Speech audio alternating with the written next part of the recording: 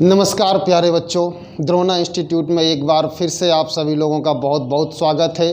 Current आप लोग पढ़ रहे हैं, बहुत अच्छी बात है। संविधान चल रहा है, बहुत अच्छी बात है। आज से एक और नई चीज़ स्टार्ट कर रहे हैं। आज से हिंदी की क्लास भी मिलना आरंभ हो जाएगी। अब आप लोग सोचेंगे कि रोज़ रोज़ सारे सब्जेक्ट, तो हाँ बच्चों, समय बहुत कम है और तैयारी बहुत ज़्यादा है, इसलिए जितने सब्जेक्ट जितनी जल्दी कवर हो जाएं अच्छा है। करंट की क्लास हर रोज़ आती रहेगी, साथ में हिंदी का, हिस्ट्री का और संविधान का वीडियो भी आपको अनवरत रूप से मिलता रहेगा। अब और सारे काम त्याग दीजिए, जब सीधा एक काम होगा, सरकारी नौकरी लेनी है, बाकी काम बाद में होंगे। ज़्यादा चूरन चटनी की बातें नहीं, सीधे आ जाइए हिंदी पर, ठीक है ना। सीधा जो है हिंदी स्टार्ट करेंगे। देखिए हिंदी के अंतर्गत कैसे पढ़ना है। ये हिंदी आपको बच्चा दो जगह काम आएगी, एक यूपीएसआई में और दूसरा ये आपको काम आएगी बच्चा समीक्षा अधिकारी की परीक्षा के लिए। इन दोनों में ये हिंदी आपको बड़ी काम आने वाली है। अब देखिए हम लोग हिंदी का सिलेबस जान लेते हैं कि पढ़ेंगे कैसे। हिंदी मोस्टली बच्चा ये मान लो 3 भागों में डिवाइड करके ही पढ़ी जाती है। आप कैसे भी पढ़ते हो, लेकिन अब ऐसे ही पढ़ेंगे। सबसे पहला जो प्रकार है, इसमें हम लोग क्या पढ़ते हैं, रस, छंद और बच्चा अलंकार। ये 3 चीज़ें एक ग्रुप में आती हैं। दूसरे में क्या आ जाएगा, संधि आ जाएगी, समास आ जाएगा, तत्सम आ जाएंगे, तद्भव आ जाएगा, है ना, पर्यायवाची आ जाएंगे। सॉरी, इसमें जो है संधि नहीं, संधि समास नहीं, तत्सम, तद्भव, पर्यायवाची, विलोम, मुहावरे, है ना, और जो है लिंग, वचन, कारक, ऐसी सब चीज़ें, एकार्थी, अनेकार्थी, ये सब का दूसरा ग्रुप होगा। एक तीसरा ग्रुप होगा जिसमें क्या है, वर्णमाला है, इसमें क्या है, संधि है ना, और इससे मिलते जुलते जो टॉपिक हैं वो। अब इन तीनों की कैटेगरी देखिए बिल्कुल आपस में मिली हुई है। ये तीनों बच्चा एक जैसे होते हैं, ये वाले सब एक जैसे होते हैं और ये नीचे वाले सब एक जैसे होते हैं। इसलिए हम इन तीनों को अलग अलग ग्रुप में बांट करके पढ़ते हैं। पहले से शुरू कर देते हैं और सबसे पहले देखेंगे कि रस क्या होता है, ठीक है ना। स्क्रीनशॉट आप अपनी जो है सुविधा के अनुसार लेते रहिए, हम आपको बार बार जो है उसके लिए कहेंगे नहीं। देखो बच्चा, आज का हमारा पहला टॉपिक है रस, है ना। अब देखिए 2 मिनट में पहले हमारी चर्चा ये हो जाए कि रस होता क्या है। बहुत सारी किताबों में आप 6, 7, 8 से ही पढ़ते आ रहे हैं कि रस ये, रस वो, पढ़ पढ़ के डेफिनेशन जो है। लेकिन बच्चा हमारा मानना थोड़ा सा हटके है कि हिंदी पढ़ रहे हैं हम, हिंदी हमारी मातृभाषा है, और अगर हिंदी को भी हमें रटना पड़ जाए, अरे धिक्कार है ऐसे जीवन पर। तो हम हिंदी रटेंगे नहीं, हिंदी को प्रैक्टिकल रूप में, बिल्कुल व्यवहारिक रूप से समझेंगे। देखो कैसे, रस का मतलब क्या होता है। जो लोग गांव क्षेत्र से जुड़े हैं उन्होंने कभी ना कभी ये वर्ड जरूर सुना होगा। जैसे किसी से जो है कहीं कोई बातें कर रहे हैं, माता जी इधर बुला रहे, बच्चा इधर आ जाओ, नहीं आओ, वहीं बैठ के रह गए, तो फिर कहती हैं हाँ तुम्हें बहुत रस पड़ रहा है उन बातों में, इधर आओ तब तुमको जो है जूता मारेंगे तब ठीक हो गए। तो ऐसा होता है, उम्र के अलग अलग पड़ाव में हमें अलग अलग तरह की बातों में रस पड़ता है। समझ में आ रहा, रस मतलब क्या, इंटरेस्ट पड़ता है। तो ये रस बस वही है कि काव्य को, किसी भी काव्य को सुनकर या पढ़कर, अब काव्य नहीं, ऐसा नहीं कि सिर्फ काव्य, कभी कभी बच्चा हमें देखने में बहुत रस पड़ता है। प्रैक्टिकली सोचो, सब आएगा, अंदर से आवाज़ें आएंगी। देखने में रस पड़ता है, कभी सुनने में रस पड़ता है, कभी करने में रस पड़ता है। रस हमको कई प्रकार से मिलता है। लेकिन अभी हम बच्चा क्या कर रहे हैं, हिंदी पढ़ रहे हैं। तो ऐसे समय में हमें रस की व्याख्या सिर्फ किस संदर्भ में जाननी है? किताबी संदर्भ में, यानी कि पढ़ने और लिखने के संदर्भ में। तब किसी काव्य को सुनकर या पढ़कर हमें जिस आनंद की अनुभूति होती है उसी को हम रस कहते हैं। ठीक है ना? तो रस क्या है? हम हिंदी पढ़ रहे तो लिखेंगे क्या कि किसी काव्य को, है ना, किसी काव्य को सुनकर, है ना, या पढ़कर हमें जो अनुभूति होती है ना, हमें जो अनुभूति होती है उसी को हम क्या कहते हैं? रस कहते हैं, उसे रस कहते हैं। अब कई जगह जो है लिखा होता है कि जिस आनंद की अनुभूति होती है, तो बच्चा देखो रस में सिर्फ आनंद नहीं होता है। रस मतलब समझिए क्या है? एक इंटरेस्ट की बात है। आप सभी लोग जानते हैं कि रस का सीधा संबंध हमारे स्थायी भाव से होता है, हमारे भाव से होता है। स्थायी भाव, अनुभाव, विभाव है तो भाव ही ना। तो हमारी सबसे मेन चीज़ क्या है? भाव है। हमें जिस चीज़ में रस पड़ता है हम उसको अनवरत चालू रखना चाहते हैं, बस वही रस है। फॉर एग्ज़ाम्पल देखिए कि आपने कुछ एक ऐसी चीज़ पढ़ी, सपोज जोक पढ़ लिया। जोक पढ़ने के बाद अब अंदर से क्या हुई? हंसी आई, यानी कि किसका स्थायी भाव बनने लगता है? हास्य का। ऐसी कंडीशन में बच्चा फिर आप उस रस से हटना नहीं चाहते हैं। इसी को तो रस मानी इंटरेस्ट। आप उसको छोड़ना नहीं चाहते हैं। आप मन करते हैं कि कोई और जोक सुना दे, एक कोई और जोक हो जाए, होता है ना। चलो इसे छोड़ो, और प्रैक्टिकल समझाते हैं। सपोज कीजिए आप घर में जाके रस से हटके देखो, समझेंगे कि क्यों रस को सिर्फ आनंद नहीं कह सकते। आप घर में जागे सुबह और समय से नहीं जागे, एक दो काम आपने बिगाड़ दिए। अब ऐसे में आपके ऊपर क्या हुआ? माता जी ने खूब डांट लगाई और अगर ज़्यादा हुआ तो हिंसात्मक कार्रवाई भी हो गई। अब ऐसी कंडीशन में आपका मूड बिगड़ा हुआ है और माता जी से झगड़ा हो गया। अब ये देखिए मन में कौन सा भाव पैदा? क्रोध का भाव पैदा हो रहा। अब क्रोध में आनंद तो नहीं मिलता, लेकिन क्रोध क्या है? एक प्रकार का रस जरूर है, और रस वही है, मैंने बोला क्या, जिसको हमारा मन छोड़े ना, पकड़ के रखे, वही क्या है? रस। कैसे? देखो अब जैसे ही आप घर से निकले, कायदे में क्या क्रोध है? वहीं छोड़ दो। क्रोध में किसे इंटरेस्ट आता है? लेकिन जैसे ही दोस्त मिला, बहुत नॉर्मल सी घटना है कि दोस्त आते हैं तो आके ऐसा कंधे पे मार देते हैं। और बताओ, रोज वो कंधे पे मारना आपको बुरा नहीं लगेगा, लेकिन उस दिन बुरा लग जाएगा। तुम्हारा यार क्या यही बना रहता, जब आओ सीधे आके मार दो आके। ये क्या था? ये यही था कि आपका दिमाग उस गुस्से को छोड़ना नहीं चाहता है वहाँ से। इसीलिए कहते घर से अच्छे मूड में निकलो, कि अब आप जितने लोगों से मिलेंगे उन सब में आपका मन कोशिश करेगा कैसे भी झगड़ा हो, गुस्सा अपना जो है वो पूरा करेगा कि गुस्सा हो और गुस्सा मिले। फिर वो इससे लड़ने का मन करेगा, उससे आपको पता नहीं चलता है, लेकिन आपके मन ने गुस्से को पकड़ के रखा होता है। और इसी को बच्चा क्या कहते? रस।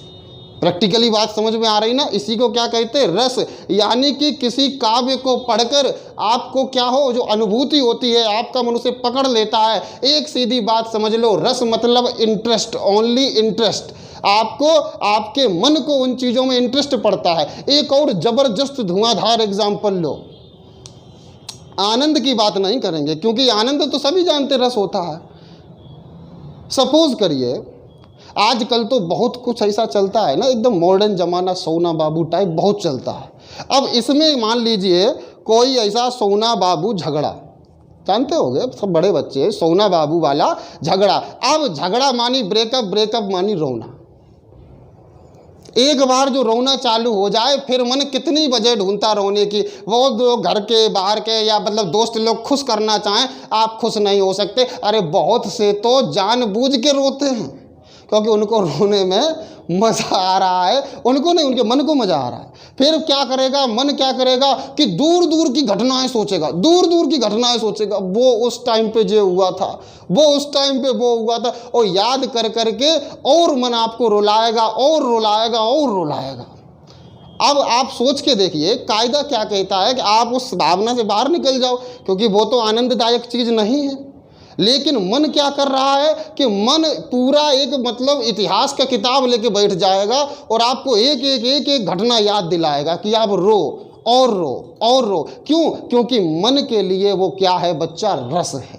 समझ में आ रही टेक्निकल बात कि मन उसको छोड़ना नहीं चाहता, क्योंकि उसको उसमें क्या मिल रहा, एक रस मिल रहा। बस इसी तरह के सभी स्थायी भाव और इनसे मिलने वाली चीज़ें बच्चा क्या है, ये टॉपिक है रस। बोलो बात समझ में आई? आगे देखो तो क्या किसी काव्य को सुनकर या पढ़कर हमें जो अनुभूति होती है उसको हम क्या कहते हैं, रस कहते हैं। देखो इसका अगर पूछा जाए कि शाब्दिक अर्थ क्या होता है, शाब्दिक अर्थ क्या होता है, तो शाब्दिक अर्थ इसका बच्चों आनंद होता है। क्या होता है? आनंद होता है। बोलो बात समझ में आई? इसके बाद बात आती है कि इसके बारे में किसने क्या कहा है। तो देखो कहा गया है कि काव्य की आत्मा, काव्य की आत्मा क्या है, रस है। सोच के देखो, अगर कोई काव्य है, कोई कविता लिखी हुई है, जैसे जो कवि आते हैं आपकी स्टेज पर आके क्या, या तो वो बहुत ज़्यादा किसी सुंदरी के बारे में बोलेंगे, है ना, एकदम बहुत सुंदर, या गम की शायरी सुनाएंगे कि वो रोया मैं रोया, ऐसा करके कुछ भी सुनाएंगे, या फिर आके पाकिस्तान की और जो है किसी की भी आके ऐसा जो है गालियाँ देने लगेंगे। यानी कि क्रोध को, प्रेम को, करुणा को, किसी एक रस को आपके मन में डालने की कोशिश करेंगे और कुछ नहीं। क्योंकि अगर वो रस आपके अंदर पहुंचने लगा, आप अपनी कुर्सी नहीं छोड़ पाएंगे, वहीं बैठे रहेंगे और उन रस से हटके वो कुछ बोले नहीं। सोच के देखो आप में से कितने लोग हैं जिनको हम विदुर नीति सुनाने लगे बैठ के और वो सुनते रहेंगे, कोई नहीं सुनेगा, कोई नहीं सुनेगा, सब उठ के चले जाएंगे। क्यों? क्योंकि उसमें किसी प्रकार का रस नहीं है, उसमें किसी प्रकार का रस नहीं है, इसलिए चले जाओगे। रस मिलना बहुत जरूरी है। तो इसीलिए कहते हैं कि काव्य की आत्मा क्या है बच्चों, रस है। इसका फटाक से स्क्रीनशॉट ले लीजिए, फिर आगे बढ़ते हैं। चलो ले लिया स्क्रीनशॉट, इसको फटाफट से कर देते हैं रफ। ठीक है, देखो तो आपने क्या जाना कि जो रस है क्या है, काव्य की आत्मा है। इसके बाद देखिए एक बात और कही जाती है। एक विद्वान हुए हैं बच्चों बहुत बड़े, जिनका नाम है विश्वनाथ, है ना। तो विश्वनाथ जी ने एक किताब लिखी है, विश्वनाथ जी ने एक किताब लिखी है जिसका नाम है साहित्य दर्पण। ठीक है बच्चों, क्या नाम है, साहित्य दर्पण नाम है। और इस साहित्य दर्पण के नाम की किताब में उन्होंने एक बात कही है, और वो बात क्या है कि रसम वाक्यम, रसात्मक वाक्यम काव्यम। ठीक है ना, उन्होंने एक बात कही है, और वो बात क्या है कि रसात्मक वाक्यम काव्यम, या सॉरी वाक्यम रसात्मक काव्यम। उन्होंने क्या लिखा है, वाक्यम रसात्मकम काव्यम। देखो तो विश्वनाथ जी की पुस्तक है जिसका नाम क्या है बच्चों, साहित्य दर्पण। साहित्य दर्पण में उन्होंने क्या लिखा, वाक्यम रसात्मकम काव्यम। यानी कि कोई भी रस युक्त वाक्य ही क्या कहलाता है, काव्य कहलाता है। उसके अतिरिक्त कुछ और काव्य नहीं हो सकता। ऐसा कोई भी वाक्य जिसमें रस है, बस बच्चों वही क्या होता है, आपका काव्य होता है। ठीक है ना, समझ में आ गया। ये तो हो गई एक पहचान। इसके बाद आपको जानना ये है कि रस की बच्चों उत्पत्ति कैसे हुई थी। तो देखते हैं रस की उत्पत्ति। देखिए इसको बिगाड़ दें। अब देखो रस तो बच्चा सदा से है, ऐसा तो नहीं किसी ने रस को पैदा किया हो।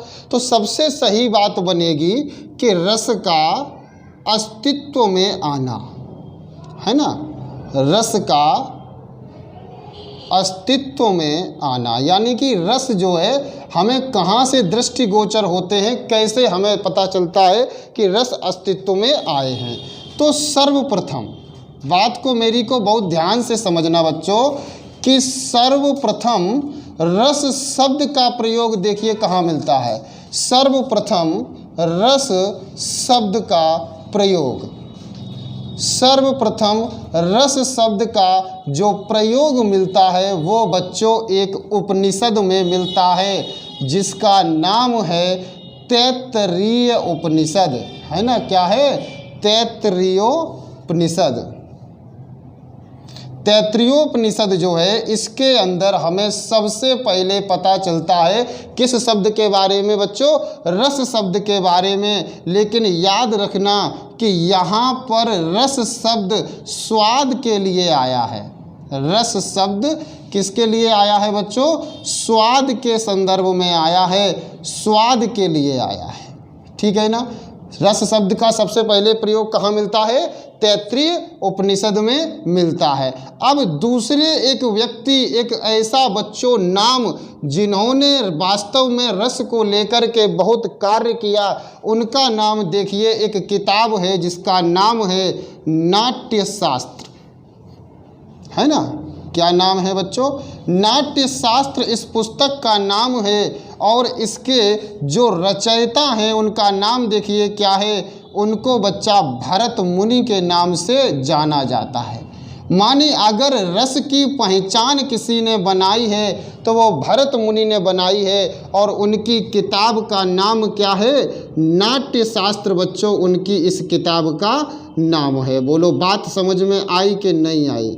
बिल्कुल आ गई होगी, है ना। और नहीं समझ में आई तो फिर आएगी भी नहीं। अब नाट्यशास्त्र में इन्होंने देखिए क्या कहा है। ये पुस्तक पूरी तरीके से बच्चों जान लीजिए वेदाधारित है। अगर कभी पूछा जाए कि नाट्यशास्त्र किस पर आधारित करके लिखी गई है, तो यह बच्चों लिखी गई है पूरे तरीके से वेदों पर आधारित करके। इसीलिए इसको कहा गया है पांचवा वेद भी। एक एक चीज़ नोट कर लेना, कॉपी में करो ना करो, यहाँ दिमाग में नोट कर लेना कि नाट्यशास्त्र किस पर आधारित है? वेदाधारित है, इसीलिए इसको पांचवा वेद भी कहा गया है। एक बच्चों बात ध्यान से समझो, नाट्यशास्त्र में एक श्लोक दिया गया है, जो श्लोक कुछ ऐसे है कि विभावानुभाव, विभावानुभाव, समझ रहे हैं ना? क्या समझ लो, एक एक शब्द को समझते हुए चलो। विभावानुभाव व्यभिचारी। देखो जो लोग जरा सा पहले पढ़े हैं उनको सारी बातें समझ में आ रही होंगी। क्या? विभावानुभाव व्यभिचारी और संयोगादृश्य, संयोगादृश्य निश्यति, ये जो है लिखा है। एक जो है ये इसका जो है सूत्र दिया है, कौन सी पुस्तक में दिया है? तो ये आपके नाट्यशास्त्र के अंतर्गत ये जो है पूरा सूक्त दिया गया है। ये जो नाट्यशास्त्र है इसमें एक चैप्टर आता है पूरा, और ये चैप्टर जो है 6वां नंबर का आता है। तो 6वें अध्याय में, कौन से में? 6वें अध्याय के अंतर्गत आता है ये सूत्र। क्या नाम है? विभावानुभाव व्यभिचारी संयोग आदृश्य निश्यति। इसका अर्थ क्या निकलता है? देखो पहला, रस किससे पैदा होगा? तो विभाव, पहली चीज क्या है? विभाव। दूसरी चीज देखो क्या दे रहा है? अनुभव। तो पहला है भाव और दूसरा विभाव, दूसरा क्या? अनुभव। और तीसरा क्या है? व्यभिचारी भाव। तीसरा क्या है? व्यभिचारी भाव। तो विभावानुभाव व्यभिचारी संयोग आदर्श निश्चिति का जो मतलब निकलता है वो ये है कि रस का आधार कौन है? विभाव, अनुभाव और व्यभिचारी भाव, यही रस होता है। अब ये हो गया कि रस अस्तित्व में कैसे आया। इसके बाद एक बात और जान लेना कि भरत मुनि ने, अभी हम जब संख्या पर विचार करेंगे तो रसों की संख्या 8 मानी है, क्योंकि इनका कहना है कि शांत रस रस नहीं होता। लेकिन बाद में विद्वानों ने कहा कि शांत रस के जैसा तो कोई रस ही नहीं होता। बताओ, देखिए एक घटना याद करना, जब बुद्ध निकले थे यात्रा पर, तो उस यात्रा में उन्होंने सारे दृश्य देखे। घर पे पत्नी थी तो श्रृंगार रस देख चुके थे, बाहर निकले वृद्ध था, करुणा रस भी देख लिया, जितने रस होते हैं सब देख लिए थे, लेकिन उनको किसी में प्रसन्नता नहीं मिली। जब एक योगी को शांत रस में देखा था तो उसी समय वो समझ गए कि दुनिया में सबसे बड़ा रस कौन है? शांत रस है, इससे बड़ा रस नहीं है। तो बाद में शांत रस को जोड़ा, और भी रस जोड़े गए हैं, इन सब के बारे में आपको बताएंगे, लेकिन इसे अभी समझ लीजिए। अस्तित्व में आना तो सर्वप्रथम रस कहाँ मिला? तैत्तिरीयोपनिषद में। और इसके बारे में वर्णन किसमें हुआ? नाट्य शास्त्र में। किसकी रचना है? भरत मुनि की। कैसी है? वेदाधारित। फटाक से स्क्रीनशॉट ले लो, तुरंत आगे बढ़ते हैं। इसको मिटा के लिख लिया। अब चलो इसको जो है जल्दी से हटा देते हैं। तो समझ में आ गया कि रस अस्तित्व में कैसे आता है। क्लियर हो गया? रस जो है अस्तित्व में कैसे आया, ये कहानी आपके दिमाग में क्लियर हो गई। अब हमको चलना है, जानना है इसके अंग उपांग जो बताए गए हैं, कि जैसे अब भरत मुनि ने 3 जो है भाव बता दिए। कौन कौन से? विभाव बता दिया, अनुभाव बता दिया और संचारी भाव बता दिया। लेकिन जो है इतने से बात बनी नहीं। यहाँ पर जो है एक और दूसरे विद्वान थे जिन्होंने कहा कि नहीं, सिर्फ जो है इतने से ही बात नहीं बनती है, एक और भाव होता है जिसको क्या कहते हैं? स्थायी भाव कहते हैं। ठीक है ना? तो स्थायी भाव के और आ जाने से जो है कहानी में बदलाव आ गया। ठीक है, तो देखो एक और बच्चा विद्वान आए जिनका नाम है अभिनव गुप्त। ठीक है ना?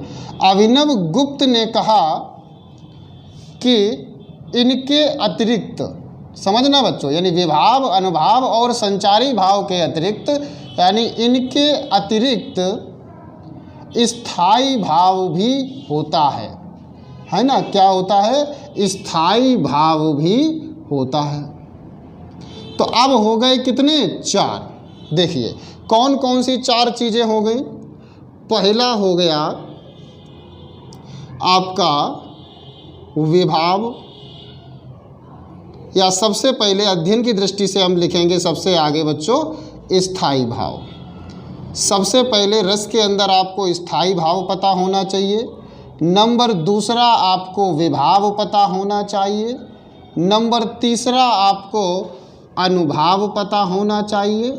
और नंबर 4 आपको संचारी भाव पता होना चाहिए।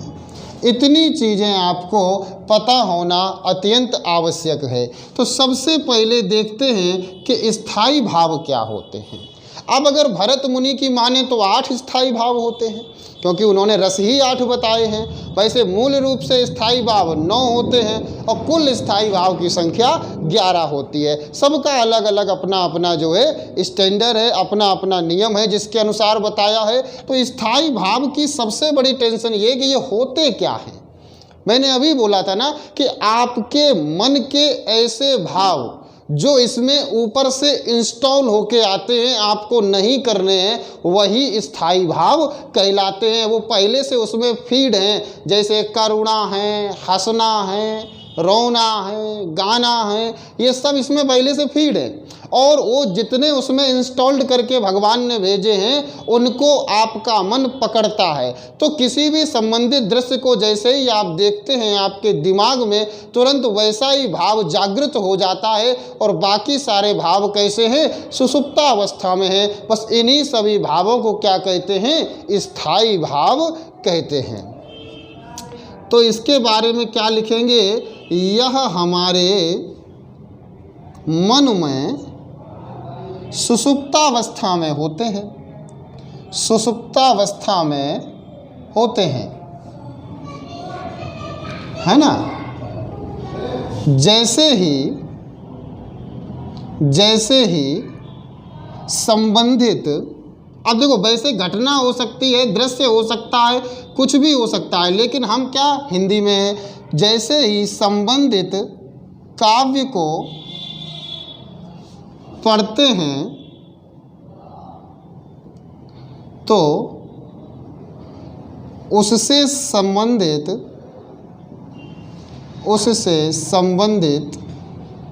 स्थायी भाव, उससे संबंधित स्थायी भाव जागृत हो जाता है।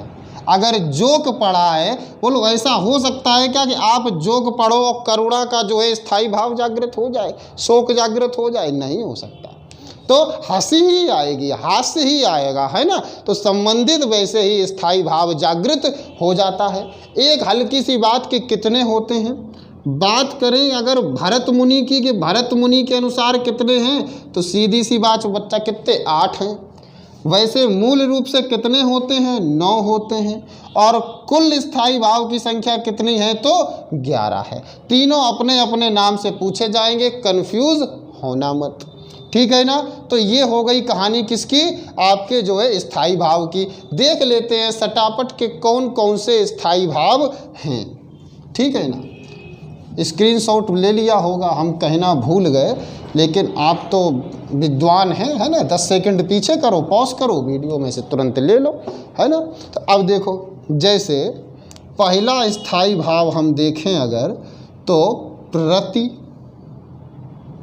पहला स्थायी भाव बच्चों क्या है, रति या प्रेम। तो रति देखिए किससे होती है, रति या प्रेम तो जो है तभी होगा जब श्रृंगार होगा, है ना। तो जब रति या प्रेम कब होगा, जब जो है श्रृंगार होगा। अब ऐसे में जो है हम आउट ऑफ फ्रेम रहते हैं, लेकिन आप आउट ऑफ फ्रेम मत जाना, है ना, क्योंकि हमारे पीछे जगह है यहाँ खड़े होने की, तो हम यहाँ भी आ जाते हैं, थोड़ा सा जो है हवा ले लेते हैं। तो रति में देखिए किसका है, श्रृंगार। श्रृंगार रस का स्थायी भाव क्या होता है, रति होता है। दूसरा देखो, अब श्रृंगार के अलावा अगर दूसरा बात किया जाए तो हास्य। हास्य, हास्य स्थायी भाव किसका होता है, हास्य रस का होता है ना। किसका होता है, हास्य रस का होता है। अब कोई जोक पढ़ोगे तो हंसी ही आएगी। तीसरा देखिए, अगर हम आपसे कहें कि करुणा, करुणा जो है किसका स्थायी भाव होगा, तो जाहिर सी बात है, अरे करुणा तो रस होता है ना। शोक किसका स्थायी भाव होगा, तो ये करुणा का स्थायी भाव बच्चों क्या हो जाएगा, शोक जो है हो जाएगा। इसके बाद अगर हम आपसे कहें कि बताओ क्रोध का स्थायी भाव जो है क्या आएगा, तो सभी लोग जानते हैं कि रौद्र रस का जो है स्थायी भाव क्या हो जाएगा, क्रोध हो जाएगा, ठीक है ना। अब इसका आप जो है स्क्रीनशॉट लीजिए, पानी की बोतल उठाओ जरा। ओह प्रभु, ये आपने जो है लिख लिया, इसको जो है हटा देते हैं। और अब जो है देखो, फिर से एक बार लिख देते हैं। सबसे पहले आपने क्या देखा, रति या प्रेम। तो रति या प्रेम जो है किसका स्थायी भाव है, अभी आपने यहाँ पर लिखा श्रृंगार रस का, है ना। दूसरा देखिए, अगर हम कहें कि हास्य, ये किसका स्थायी भाव है, तो आप कहेंगे अभी बताया सर, हास्य रस का। तीसरा अगर हम आपसे कहें कि बताओ बच्चा शोक किसका स्थायी भाव है, तो आप कहेंगे कि सर ये जो है करुण रस का स्थायी भाव है। अब इसके बाद देखिए, अगर हम आपसे कहें बताओ क्रोध किसका स्थायी भाव है, तो ये जो है रौद्र रस का है ना। इसके बाद देखिए, अगर हम आपसे कहें कि हमें ज़रा ये बताइए कि उत्साह किसका है, तो उत्साह जो है वीर रस का है ना। जो वीरता होती है, तो वीरता के लिए उत्साह की ज़रूरत पड़ती है। अब देखिए, इतना हो गया। भय, भय किसका स्थायी भाव है, तो जाहिर सी बात है, भय आपको कब लगता है, जब जो है आपके अंदर कोई डरावनी चीज़ होती है, तो कौन सा रस हो जाएगा, भयानक रस हो जाएगा। भयानक रस का क्या हो जाएगा, ये भय हो जाएगा। इसके बाद देखिए कि घृणा, घृणा या जुगुप्सा, घृणा या जुगुप्सा ये किसका होता है, तो देख लीजिए ये विभत्स रस का होता है। विभत्स रस का क्या होता है, घृणा या जुगुप्सा जो है विभत्स रस का होता है। अगला देख लीजिए, अद्भुत रस का क्या होगा, अद्भुत रस। तो सभी लोग जानते हैं अद्भुत में क्या, कोई चीज़ अचानक अद्भुत सामने आ जाए तो उसको देख के क्या होता है, आश्चर्य होता है, विस्मय होता है ना। तो यहाँ पर अद्भुत रस का क्या हो जाएगा, विस्मय हो जाएगा। और देखिए वैराग्य क्या है, वैराग्य का भाव आता है तो कौन सा रस है, शांत रस। कहानी को समझो, गिनो जरा, 1 2 3 4 5 6 7 8, यानी यहाँ तक जो रस आप देख रहे हैं, इतने 8 स्थायी भावों को किसने माना है, भरत मुनि ने माना है। ये 9वां अलग से है। और इसके बाद देखिए 1 2 और आ जाते हैं। जैसे अगर हम आपको दिखाएं कि इसके बाद एक वात्सल्य का रस और आता है, ठीक है ना। कौन सा, एक और आता है जिसको हम कहते हैं स्नेह का, स्नेह का स्थायी। ये भी बच्चों प्राकृतिक है। ये कैसे जोड़ दिया गया, बात है कि जब 8 ही थे तो आगे कैसे जोड़ दिया, ये रिसर्च किया गया। जैसे ये वाला जो रिसर्च है स्नेह का, ये विश्वनाथ जी ने किया है। ये संभवतः आपको दिख नहीं रहा होगा नीचे का, है ना। तो बच्चों क्या है कि आप इतना स्क्रीनशॉट ले लीजिए इनका, फिर हम आपको आगे का बताते हैं कि कैसे ये सिस्टम हुआ है ना। स्क्रीनशॉट ले लिया, चलो इसको बिगाड़ देते हैं एक बार देखते हुए। श्रृंगार, हास्य, शोक, करुण, रौद्र, वीर, भय, भयानक, जुगुप्सा, घृणा और शांत रस। अब इसके बाद जो है 9 के बाद 10वां और 11वां में कौन आया कि अब एक स्थायी भाव और होता है जिसको क्या कहते हैं, स्नेह। स्नेह का, इधर सभी स्थायी भाव, स्नेह का स्थायी भाव किस में आता है बच्चों, ये वात्सल्य रस में आता है। किस में आता है, वात्सल्य रस में आता है। अब वात्सल्य रस जो है इसमें क्या है कि माता के प्रति जब माँ जो होती है वो अपने बच्चे को जब गोद में लेती है तो क्या बताइए कोई कृत्रिम प्रेम हो सकता है, ऑटोमेटिक स्नेह उमड़ जाता है। और वो स्नेह तो ऐसा होता कि समाप्त होने का नाम नहीं लेता है। अगर कोई दुनिया में कहे कि प्रेम का सबसे शुद्धतम रूप ढूंढ के लाइए तो वो रूप क्या है बच्चों, स्नेह है। वो रस कौन सा है, वात्सल्य है, ठीक है ना। अगला देखिए, इसकी हमने अभी आपको बताया खोज किसने करी है, तो विश्वनाथ जी ने इसकी खोज करी है। इसके बाद एक और होता है स्थायी भाव जिसको हम कहते हैं देवरति, यानी ईश्वरीय प्रेम भी एक ऐसा प्रेम है जिसको मन छोड़ने का नाम नहीं लेता है। और देवरति कौन से रस से निकलता है, तो ये समझ लीजिए ये रस है भक्ति रस। 11वां रस है कौन सा, भक्ति रस का स्थायी भाव क्या है, देवरति है। और रूप गोस्वामी जी ने इसकी खोज की थी। किसने, रूप गोस्वामी जी ने आपके देवरति की और जो है विश्वनाथ जी ने स्नेह के स्थायी भाव की खोज की थी। तो कुल 11 रसों के स्थायी भाव भी कितने हैं, 11 हैं। बोलो इतनी बात समझ में आ गई। तो ये तो बच्चे स्थायी भाव है, मैंने बताया जो मन में सदा से उपस्थित है वो क्या है, स्थायी भाव हैं। अब हम देखते हैं दूसरा नंबर, यानी कि विभाव क्या होता है।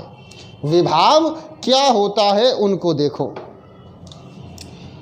ये वीडियो थोड़ा सा बड़ा होगा, है ना, लेकिन इसमें सारी चीज़ें आ जाएंगी। देखो विभाव क्या है, कि विभाव का मतलब है जो स्थायी भाव को उत्पन्न करे, जो स्थायी भाव को उत्पन्न करे वो विभाव है, वो विभाव है।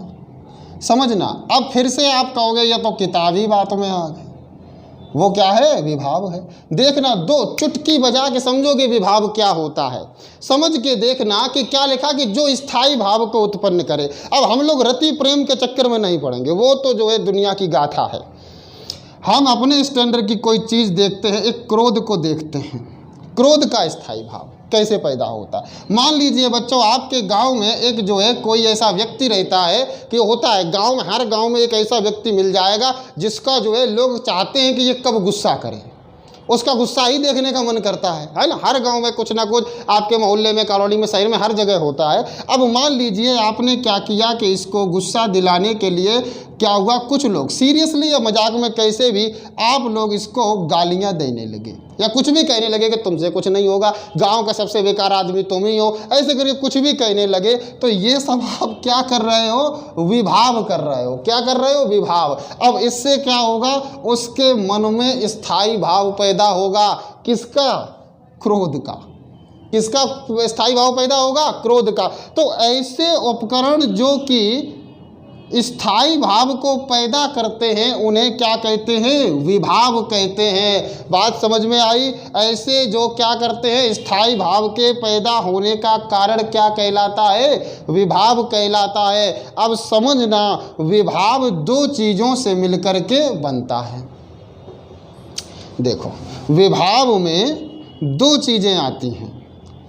एक होता है आश्रय, है ना, एक क्या होता है, आश्रय, और दूसरा होता है विषय।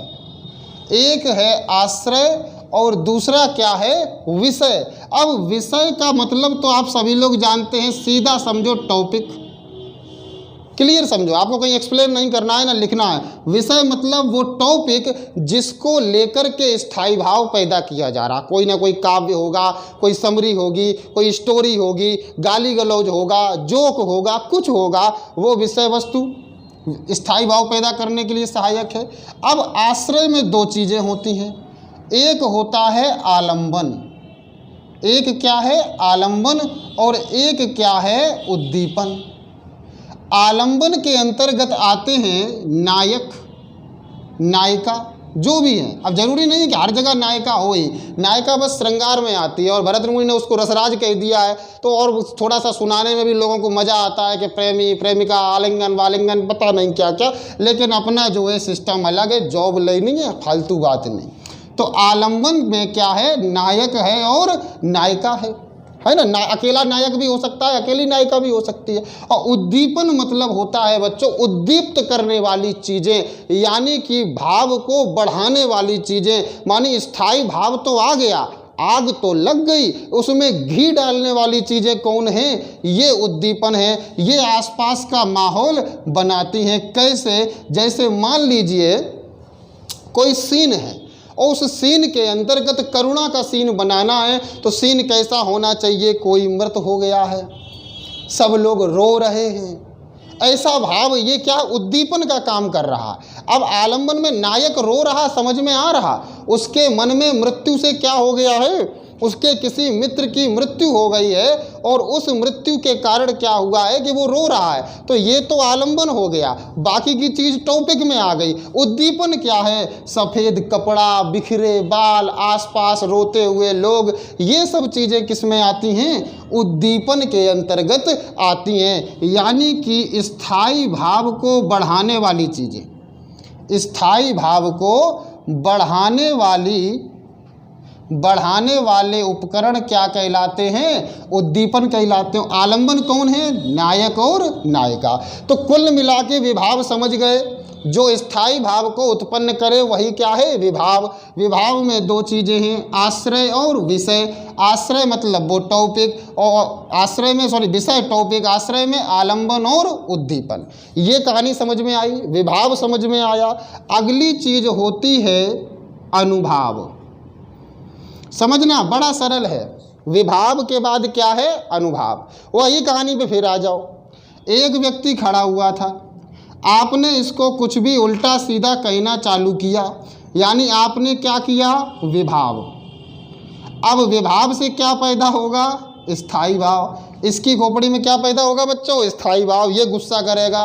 अब गुस्सा करने के बाद ये आपकी पूजा तो नहीं करेगा, मानी जूता उतारेगा, लाठी उठाएगा, पत्थर फेंक के मारेगा, आंखें जो है उसकी लाल खून से एकदम हो जाएंगी।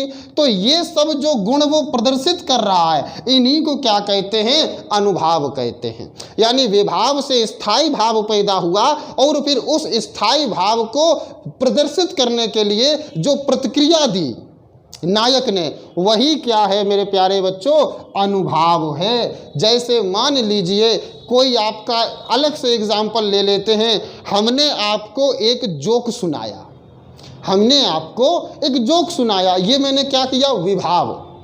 आपने सुना, आपके मन में हास्य पैदा हुआ, स्थायी भाव। अब हमें कैसे पता चलेगा कि भैया आपके अंदर स्थायी भाव पैदा हो गया? आप एकदम ऐसा हंसेंगे, है ना, बच्चा यादव के जैसा एकदम हंसेंगे, तो उस हंसने से हमें पता चल जाएगा कि आपके अंदर स्थायी भाव हास्य का पैदा हुआ। तो वो जो आपका हंसना है, उसी हंसने को ही मेरे बच्चे अनुभाव कहते हैं। ये 3 प्रकार से प्रदर्शित हो जाता है। एक कायिक होता है, एक वार्णिक होता है ना, और एक जो है चेतन मन में, यानी कि मानसिक, मन के अंदर अवस्था पैदा होती तो मानसिक। तो 3 तरीके से जो है आपका अनुभाव होता है। विभाव समझ गए, अनुभाव समझ गए, है ना। अब एक बचा है बस, क्या? संचारी भाव। देखो इसका स्क्रीनशॉट ले लिया होगा। चलो अब इसको जो है आप कंप्लीट करिए। समय बच्चा हो गया है बहुत ज़्यादा, आज का टॉपिक यहीं तक रखते हैं। कल निश्चित हिंदी का एक और आपको दूसरा पार्ट देंगे, उसमें संचारी भाव बताएंगे और रसों पे चर्चा आरंभ कर देंगे। थोड़ा सा समय टाइम टेकिंग चीज़ें हैं, लेकिन बताओ मज़ा आया कि नहीं है? कमेंट में ज़रूर लिखना कि मज़ा आया कि नहीं आया, और चीज़ें समझ में कितना आई। थोड़ा समय लगेगा लेकिन चीज़ें एकदम समझ में आ जाएंगी।